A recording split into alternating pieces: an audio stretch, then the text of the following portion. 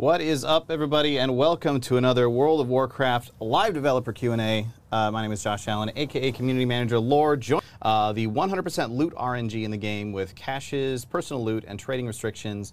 No Valor vendors, no upgrade, RNG sockets, Titan Force, Warforge. Can you comment on any areas you'd like to lessen RNG and increase player agency?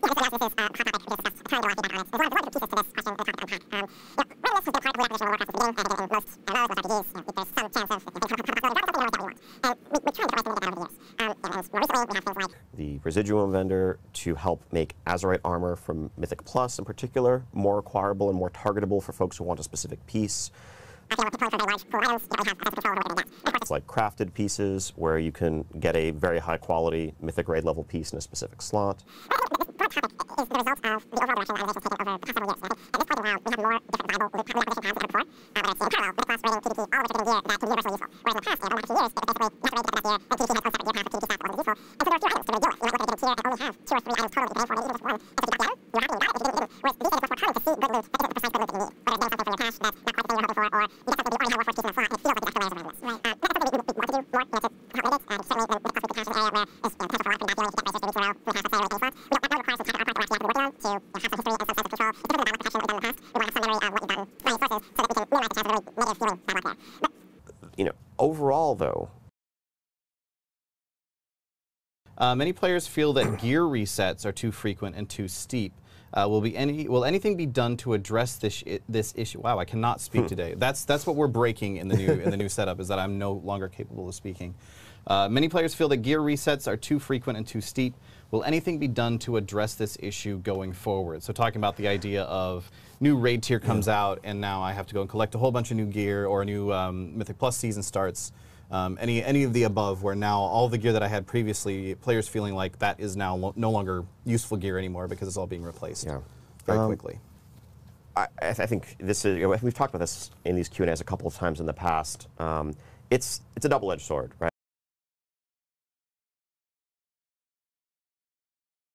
It was mentioned before that fun is the ultimate metric that drives the game forward.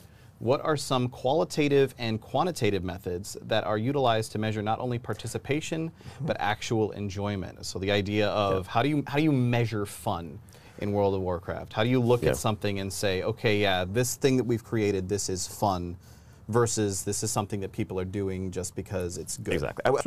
Just to clarify that comment, it was more pushing back against the idea that we're ever doing something driven solely by some external metric like monthly active users or daily active users or hours played. I think the community, especially recently, has discussed that and maybe fixated on those metrics because you hear them in investor calls. You're listening to the Activision earnings call every quarter.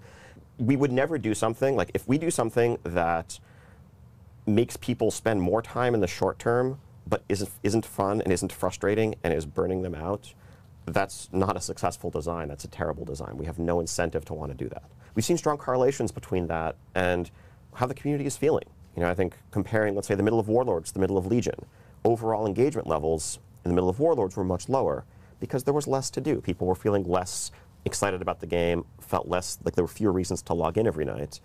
And we did a lot in Legion with steady content updates and deeper systems to try to address that. PvP eye levels aren't keeping pace with the other two primary endgame content activities, Mythic Plus and raiding.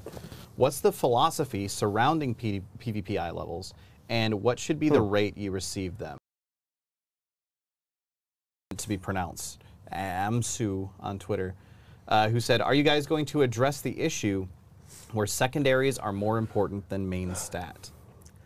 When and what will be done to address overwhelming negative feedback about removed portals in old expansions for no valid reason? Okay, so if you're worried you weren't going to get your central bingo square, fear not. So I think we laid out the reasoning behind the decision on the forums. I don't want to fully rehash that because I think we can move on to other questions instead. There were what we consider valid reasons. It's about the overall size of the world, the feeling of traveling throughout the world.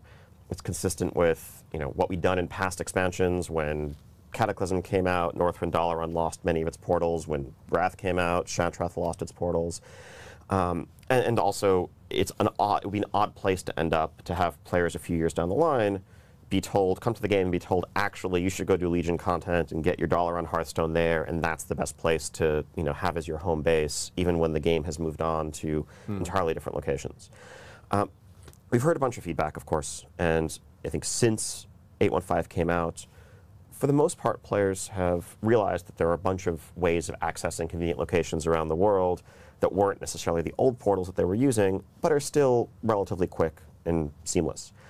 One of the ones that remains a pretty big pain point, and we've heard a lot about, is Caverns of Time. So we're definitely going to add a Caverns of Time portal. Hey guys, when will we see more transmog customization? I don't know about any item slot. I feel like there's some item slots that we should probably not let people hide, but I mean, unless we want people running out with no pants, I guess. But I feel like no pants dungeon runs are kind of a time-honored tradition.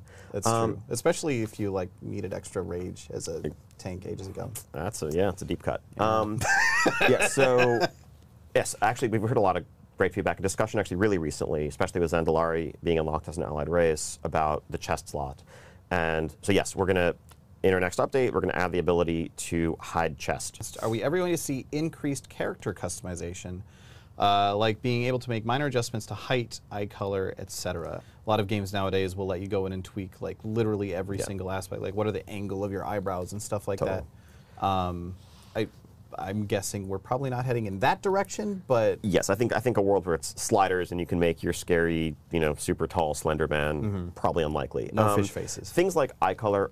So first off, we definitely want to do more with increased character customization. We think this is an area where there's a ton of opportunity for us to do better.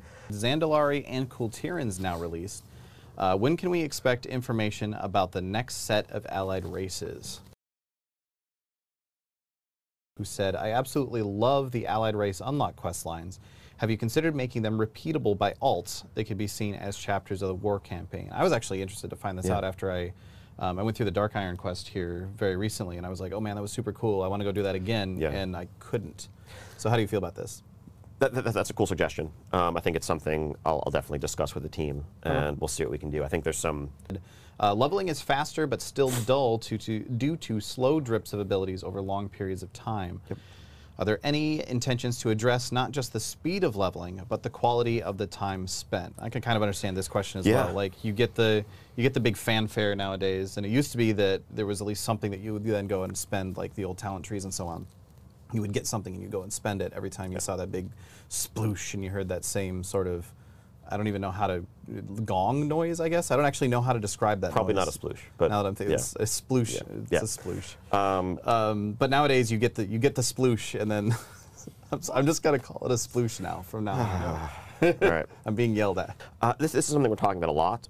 It's both for the alt experience, both for new players coming into the game, and we've floated the idea of a level squish a couple times in the past. It's something we're talking about very seriously at the moment internally, and trying to maybe get back to a world where we condense the current experience into simply fewer levels. Like what if instead of going to 120, you went to 60 again, but every single one of those levels gave you something. Always a new ability, a new talent row, a new rank of an ability that improved it in some way, access to a new system like mounts or the like, and also probably speeding up the process as we did that, but getting back to a place where levels truly matter.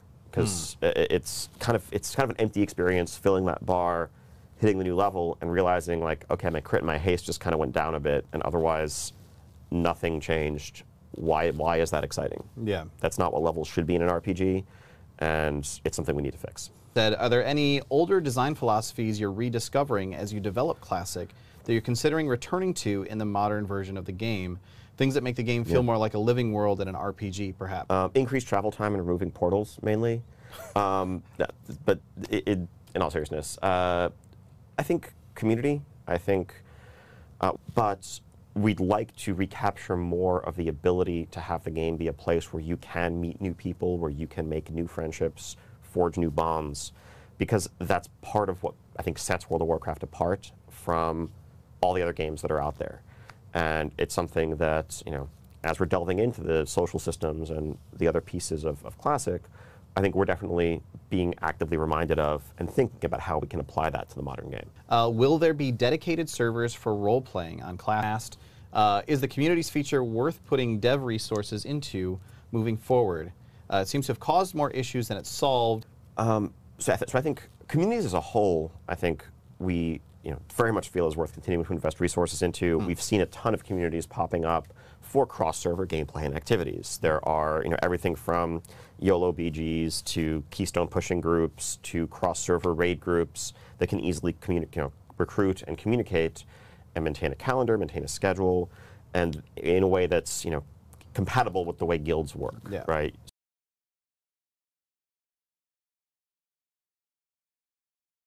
Who says, several of the fights in BOD and Mythic have been particularly punishing to guilds with heavy melee compositions, such as Rastakhan and Stormwall. Going forward, will we see fights that aren't so punishing on composition based on range versus melee? I feel like almost every raid tier, something like this comes up, and it's not always that it's sometimes it's the other way around, where it's punishing to guilds with heavy range compositions because of various other reasons. So I guess two parts to this then. How do we feel about Battle of Dazar'alor and how that's going to be involved here? And secondarily, what is our overall concept of that in terms of raid design? Overall, I would say we feel pretty good overall. I think Rastakhan is an interesting case because sometimes what will happen is there's an emergent player strategy that becomes the perceived best way to do the fight, or in this case, the actual best way to do the fight, that is very reliant on a certain composition, right? So especially on Mythic, on Rastakhan, you really want 9 range DPS so that you can send 9 range DPS and 1 healer down into Bonsamdi's Death Realm during Phase 3, and they can all surround themselves with Death's Doors and just kind of stand and turret and get out of the phase without having to dodge all the projectiles that are going around. If you don't have 9 ranged, you have to send melee down, which means they have to, dodge that gauntlet, and the healing becomes dicier. That's kind of a hard cutoff. Certainly wasn't our intent when designing the encounter, but we're not going to change the encounter at this point to invalidate that approach. Right.